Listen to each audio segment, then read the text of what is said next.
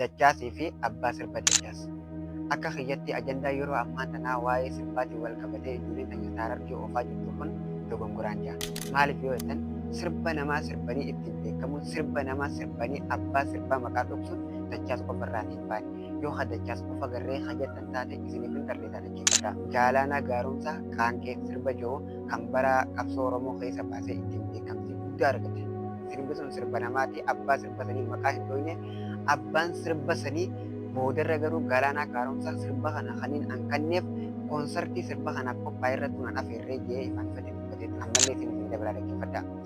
Hamdiyaa Ibrahim Faaxumaa Ahmeddiin sirba namaa kan namni barreessee kanneef kan isaan hin himin boodarra abbaan sirba sanii gabbee dubbate. Isinillee agartanii jirtan fakkaata viidiyoo dullacha tokko kan sirba kanaa kanneef jee dubbatu baadiyyaa keessaa ammallee ashabbirree sirba tokko faatanii yaa barreessitee kan ta'e Filippee keessatti illee maqaa hin agarree jettee faatanii yaa dubbattee qomattee jirti. Isaan qofaa miti sirboota hedduu artistoonni warri sirbi jiru kuni sirba namaa sirbu jira garuu abbaa sirba sanii hin himan.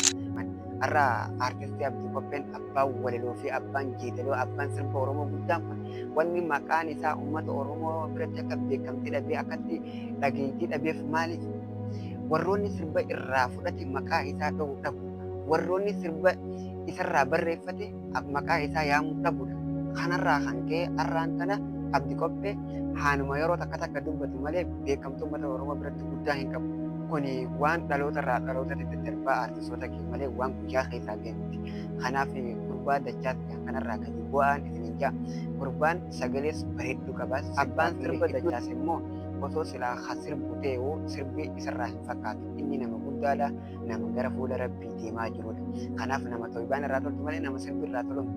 Silaa osoo dachaas sirbuu baatee abbaan sirba dachaasuun silaa har'a haa sirbu ta'e hanga uummata Oromoo biratti beekamtii argate kana sirbi sun beekamtii hin argatu namni dhaggeeffatus hin jiru jechuudha. Maaliif jennaan sirbi nama irraa tolu qaba.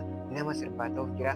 Namni akkuma sirbuuf sagaleedhaaf ta'u haa jiru nama viidiyoo sirbarratti mul'atuuf ta'utu jira. Kana uummanni Oromoo adda hin baafanne artistoonni Oromoo illee hojjettoonni sirba Oromoo illee adda hin baafanne malee.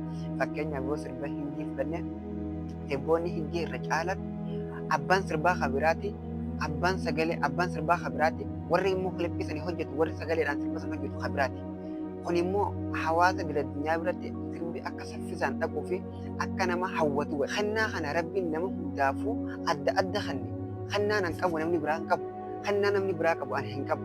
Kanaaf nama tokko kannaa sirba sagaleen sagaleessuu Rabbiin kenneef garii ammoo kilippii keessatti dandeettii sirba kanarratti hojjetu kennaaf. Garii ammoo walaleessuu fi jeedaleessuu kennaaf. Garii ammoo muuziqaa irratti dha'uu kennaaf. Kun wal qabatee walii galanii hojjeta. Kanaaf dachaas irraa gadi bu'aan jaa akka mataa kiyyatti abbaa sirba dachaas illee ammoo namni akkana godhaa jiru ijoolleedha. Yoomaanoo murtii guutuu ijoollee galamsuu keessa jirtu. Kanaafuu walumaa galatti mataa wal caccabsuu, hamilee wal daakuu, dubbatti wal hambisuun nurraa haftu gurbaan erga beekamtii argate erga fudhatama hawaasa Oromoo biratti argate haa itti fufu jajjabeeffamuu qabaan jaa waan keessaan mari'atamuu fi waan keessaan dubbatamuu qabu miidiyaa irratti dubbatullee yaa obboleeyyan keenya ijoolleen Harargee haa dhaabnuu isin jaa waan dhaggeeffataniif galatoomaa.